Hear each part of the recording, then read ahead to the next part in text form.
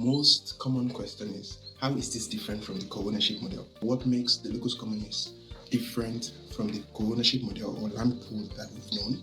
And what is the similarity between the two of them? So both of them, or in fact everything we do, is tied to one philosophy of, if you own land, it's easy for you to afford housing. So if you have the land, you can then become creative to decide whether you want to use stones or blocks or wood or bamboo or gold to build.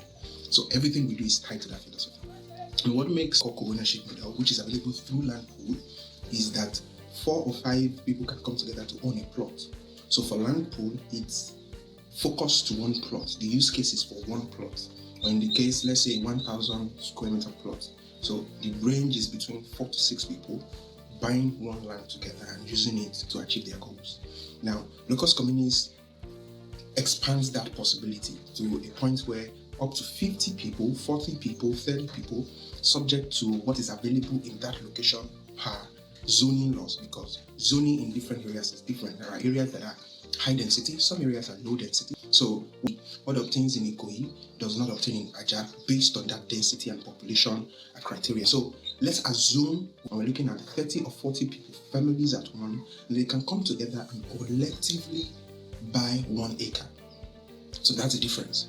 One handles 4 to 6 people, and while has the opportunity to handle 30 to 50 different units, and we still bring in different housing types. And that is why you see in the locus communis there is a terrace section and there is a mixed housing type. The terrace section is just to show you the amount of flexibility that you can have if you decide to do it alone. That is, stay on your own portion of that land, and then you build the time, and on top of that you can still have the same principles that apply to land pool, the incremental development. That is, you do it in stages and phases as you become comfortable.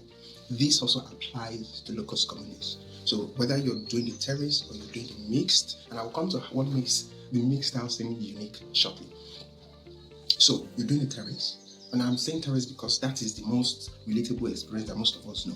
It's a row housing that each house is arranged or stacked horizontally one after the other. And so Mr. A is next to B and to C and to D, so everybody can do their own housing at different pace, at different budget, as much as they like. So the exterior of Mr. A may be different from Mr. B. So same piece of land now serving multiple people at different budget points, at different housing sizes and family sizes. Everybody can achieve their goal at the same time. What makes it essentially unique is the fact that, as opposed to land pool, where 4 or 5 people are worrying about their compound, the communal spaces, the shared spaces, children play area, in this case, about 50 people are doing it together.